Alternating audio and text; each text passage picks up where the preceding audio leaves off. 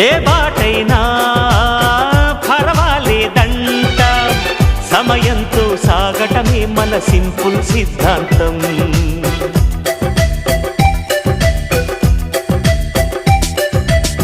చిరుగాలికి పరిమళమిచ్చే సిరిమల్లెల వనమై ఉందాం, గగనాన్ని నేలను కలిపే హరివిల్లుల బంతెన అవుదాం.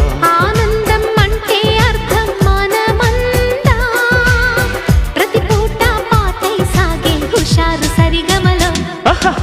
ఎన్నో ఎన్నో రాగాలుండే సంగీతం కాదా, చల్లకి నవ్వుల కేరింత.